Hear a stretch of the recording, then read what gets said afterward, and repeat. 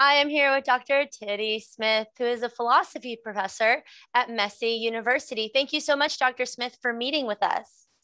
Yes, thank you. I feel very welcome. You're going to talk to us about animism. Before you tell us more about it, how do we start thinking about what animism is? Well, maybe the best way to start is by looking at how anthropologists started looking at it. So in the late 1800s, you have E.B. Tylor, who wrote his book Primitive Culture, a 2-volume piece, in which he conceived of animism as something like the animation of all nature, or seeing spiritual beings in a variety of places that most Western people would think that they don't typically reside. That view came to be supplanted in the 1930s by a view from an anthropologist called Irving Hallowell, who took animism to be something more like the attribution of personhood to a wider range of, or at least to non-humans. Right? So the attribution of personhood to non-humans. So in other words, we now have a category of non-human persons. And this is what these early anthropologists were observing in some of the indigenous cultures and hunter-gatherer societies that they were investigating. And Hallowell's view is sort of the more popular view nowadays, that it's really about the attribution of personhood to non-humans.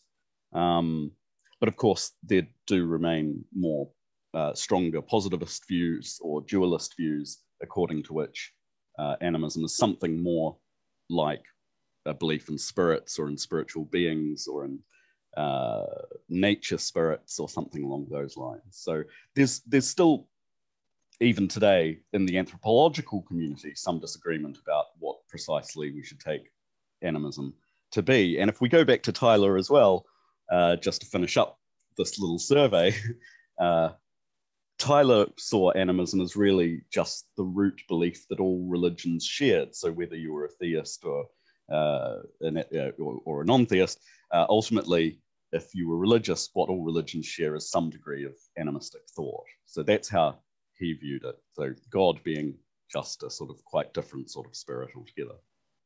You mentioned indigenous people, and you mentioned primitive as a word as well.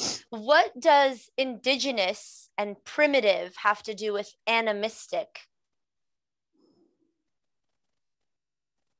Well, it seems to be the case today that the majority of religious traditions that hold to some form of animism continue to exist or continue to survive in these relatively isolated hunter-gatherer cultures, or that have been retained or perhaps rebirthed recently by indigenous people who are trying to reassert some degree of autonomy or identity. This is particularly the case in my country, New Zealand, where it's been quite famously reported in a lot of international news sites that we now have legal personhood granted to both a river and a mountain range.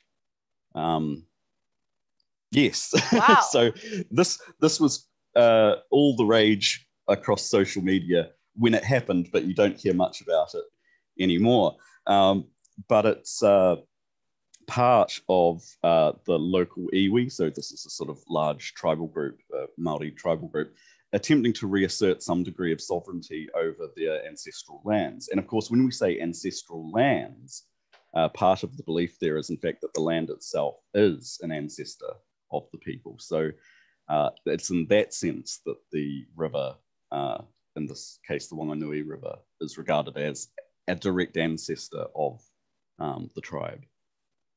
So we can take animism to mean some kind of belief where non-humans are persons.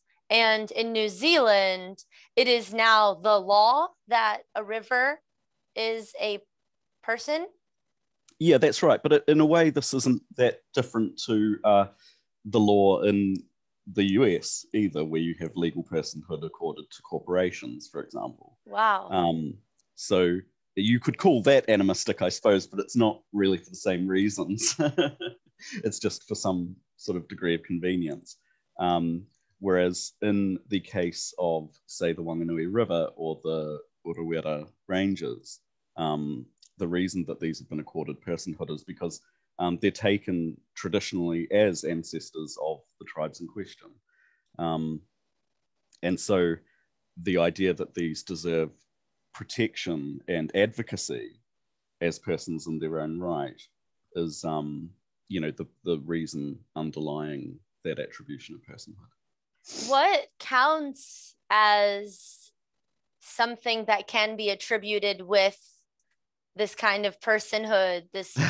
So I've got a list here. There's like trees Wonderful. and bushes, ants, Yeah. flies, right? Water, mountains. Like what can count? Right. Well, there's a great story actually from Irving Hallowell's surveys of the beliefs of the Ojibwe, where he asks an elder, well, he was trying to wrap his head around what was going on here, and he said, so I don't get it. Are all rocks alive, or are all rocks persons? And the elder sort of sat there for a moment and thought and looked back to him and said, well, no, just some. so there's not necessarily a systematic view going on here. And typically or what anthropologists tend to think is going on nowadays is that attributions of personhood are granted as and when encountered. So these aren't, as I say, like a systematic, there's no systematic theory of agency or biological view being promoted here. Typically, it may be that we have a rock with unusual features or one that behaves in an unusual way, something like that.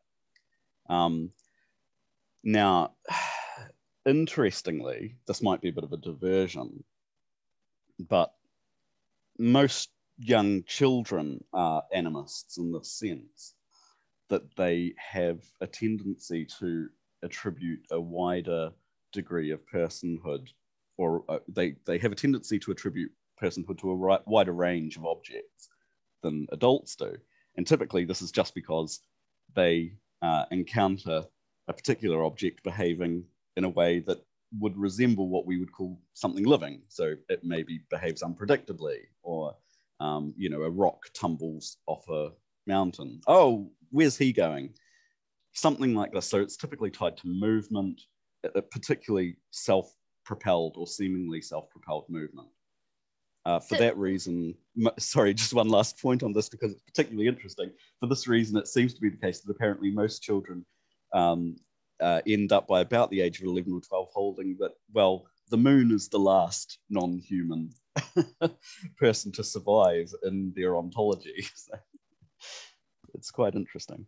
When you're talking about treating a rock as a person, I mean, where is he going? Yeah, I mean, you've obviously personified the rock as if there's like feelings and goals, but does that just mean treating this non-human thing as if it deserves your respect or something, or how does that work? That's a very good question. And I suppose there's a difference between just looking at a rock and going, I mean, because I do that all the time. We probably all do, right? We see, a rock tumble down and we might say, oh, where's he off to? And we're just using a sort of symbolic language or something. We don't necessarily mean, I wonder what he's thinking, right? But then again, you might think about the time when, as a child, you might have kept a pet rock. Well, I don't know, I did. This is something we do in New Zealand. No, is it not something that happens in the US? Perhaps not. But, it's the sort of thing that's quite natural to children anyway, to take something like, say, a rock and personify it and then come to treat it with some degree of respect and purpose and to acknowledge that, oh, it's been in the dark for a bit too long. Maybe it would like to go out and sit in the sun or something like that. I mean, it's very difficult. And again, this is another debate within anthropology. Which of the two is going on here?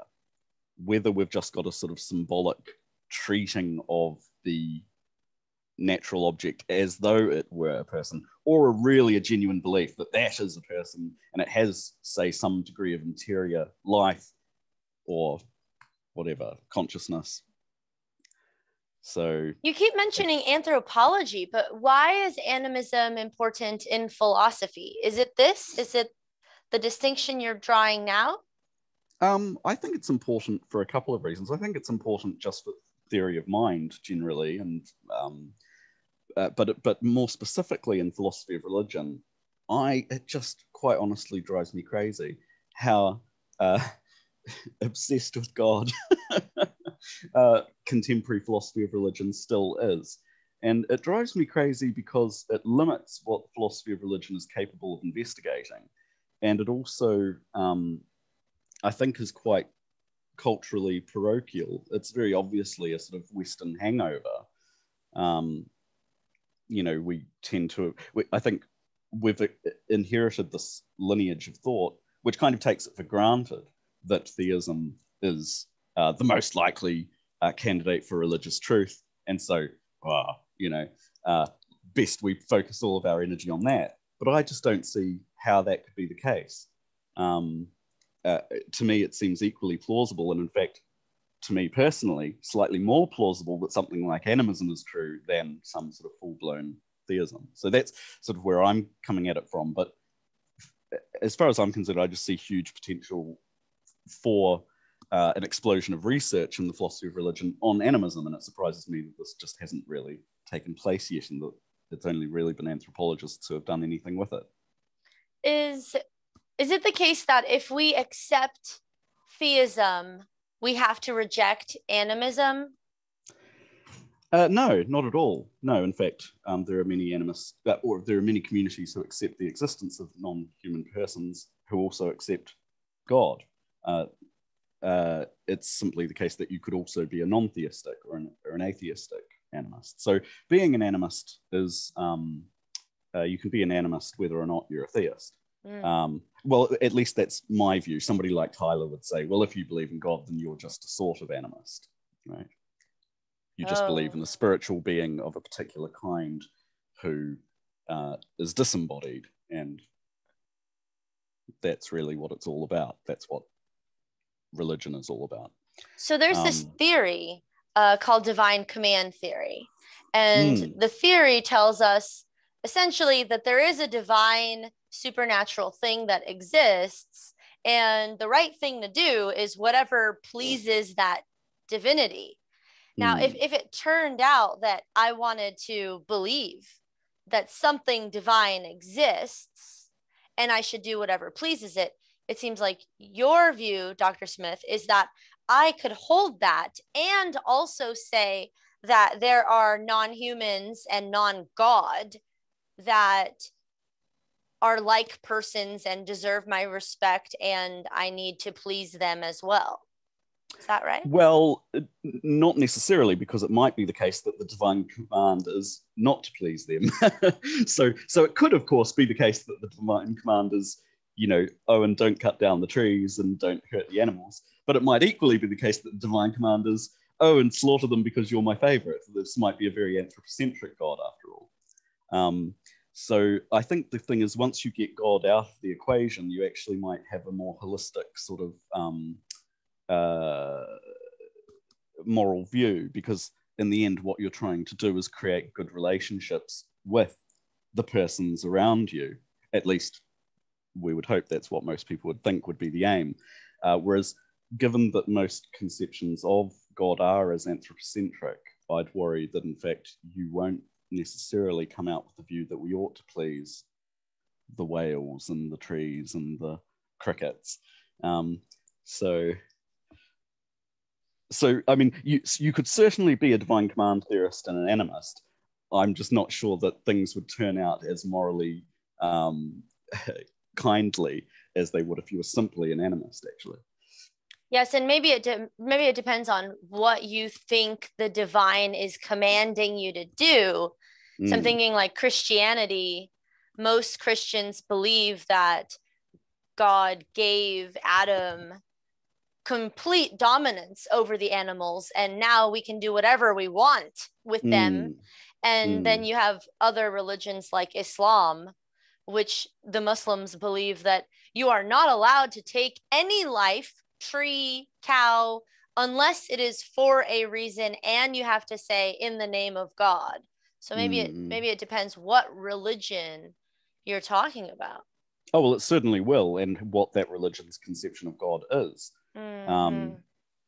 So if, I mean, you might very well think that it would be a very strange God who would confer some important degree of moral personhood or moral agency to non-humans, and then say, oh, bugger them, go off and slaughter them. We don't care. Like, well, the more sensible thing to do perhaps would just not be to grant that moral personhood to those non-humans to begin with. Right?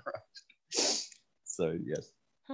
So let's put aside all the religions and divine command theory and focus on something more narrow, or maybe more vague, animism.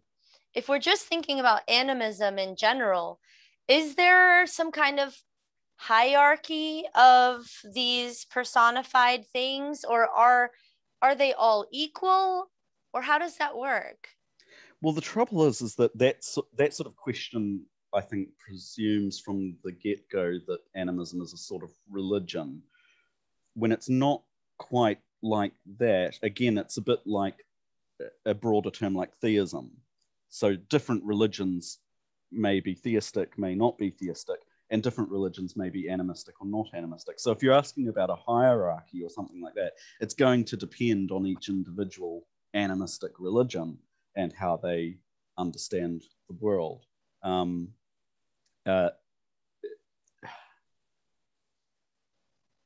Yeah, I think that's probably the best I can say. And you mentioned that there's a community of animists in New Zealand, right? I mean, if the government's called a river something with personhood, then is that right? There is a animistic community there? Well, yes, you could say that, but again, it's difficult to know exactly on what grounds that is being. So to say there's a community of animists there, I think sort of indicates that I'm saying, oh, there's a community of people who believe that a river is a person. But again, it could be that they're treating the river as a person because that's traditionally how it's been treated. So whether this is, again, a full-blown belief that's being promoted, or a belief system that's being promoted, or just a practice, a traditional practice, it's kind of unclear. And I'm not an expert in fact, traditional Māori belief, or in fact modern Māori belief or positions on the topic. So I'd prefer not to say whether this is about them treating it as a river or believing of it that it's a river. So, and all of a sudden I've forgotten what your question was, so I'll leave it there. If there was a community in New Zealand that we could call animistic, I would assume the answer would have to be they must believe that the river is a person, or else why are they treating the river as a person? But you seem to think these are very different things and we shouldn't mash them together. Yeah, I think they are rather different things. Again, it might be like if an anthropologist were to go to a Sunday service and see Christians eating crackers and drinking wine and saying, oh my God, they've all gone mad.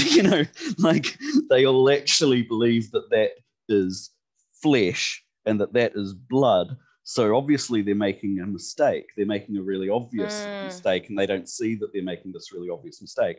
Whereas the Christians will say, no, this is a particular kind of ritual that we carry out, and we're committed to it as a particular sort of practice. And it would be kind of wrong-headed to say, oh, they're making a bloody obvious mistake, aren't they? I see. and more charitably, you'd say something like, well, this is their practice, and this is how they show their respect to, say, the things that they think are important, or something like that. I mean, Wittgenstein had a very similar view, right, about what religious practice is ultimately really about.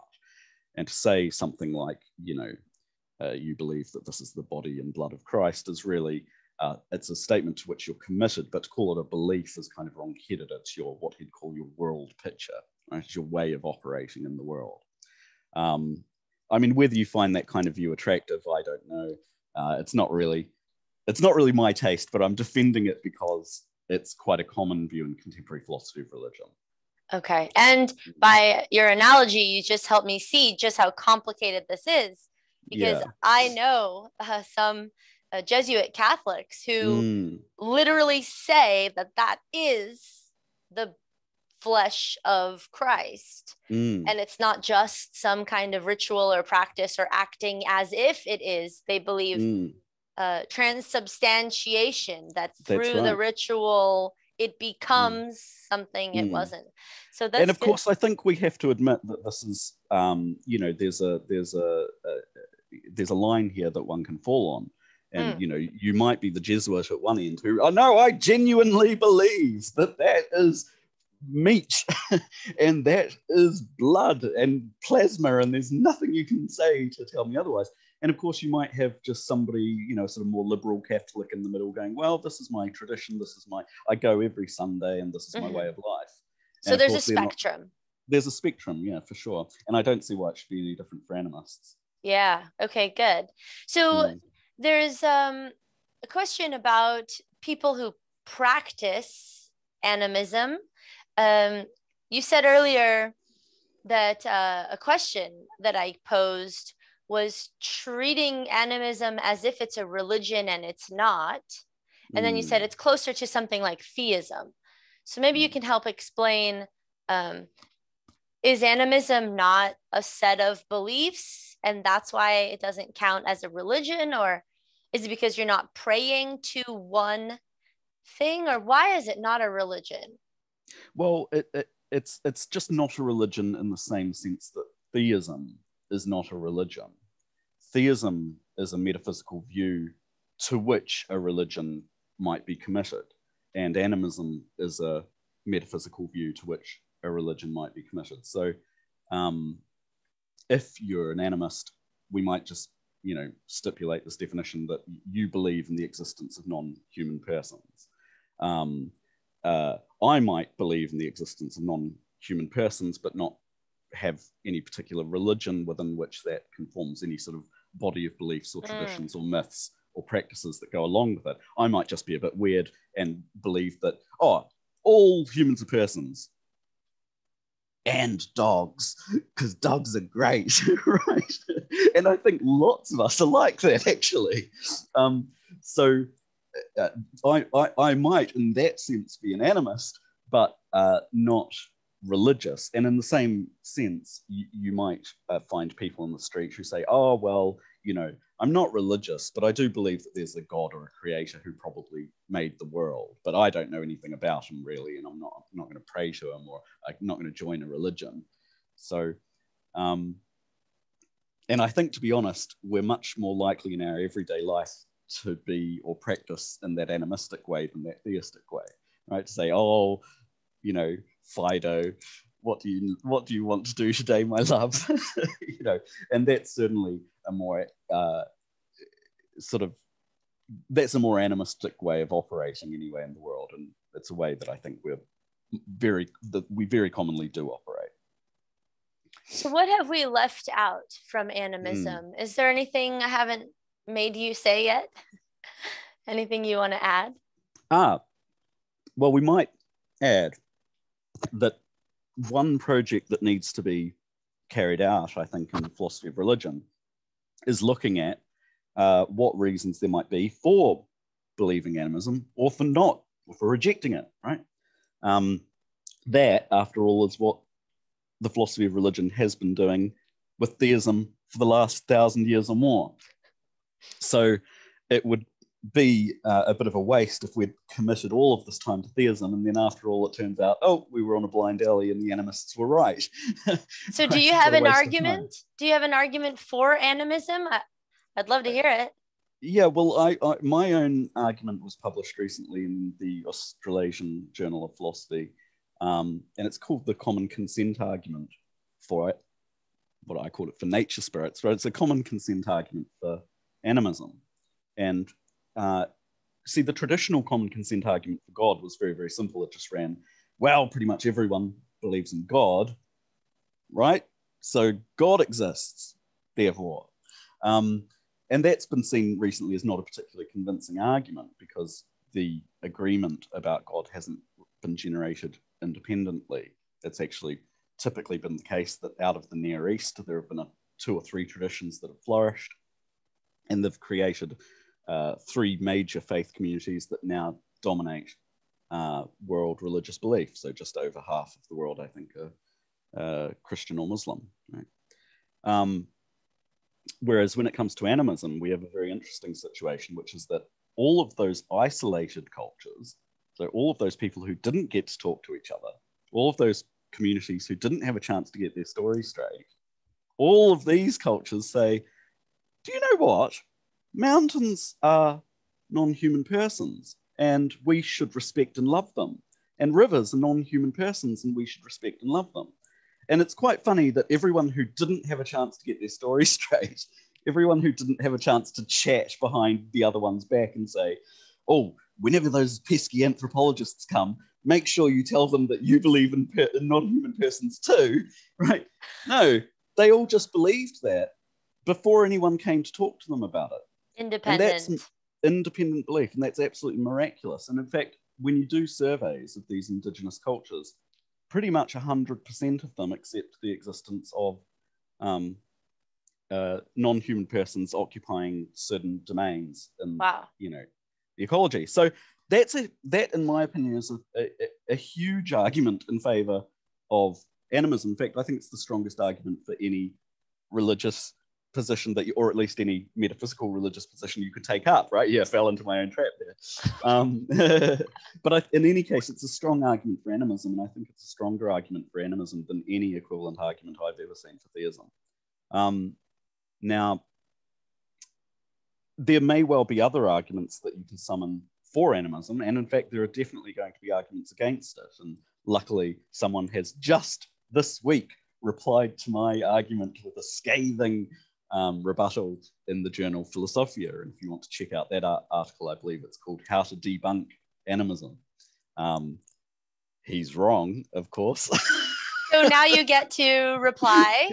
Well, I guess I do. I haven't quite decided how I will yet, but I've had a bit of a think about it. Okay. But in any case, that's the project going forward as I see it. We've been neglecting what is perhaps the major alternative metaphysical system in philosophy of religion, and we've been neglecting it for thousands of years, and it's absolutely shocking that nobody has taken the time to actually go and correct this.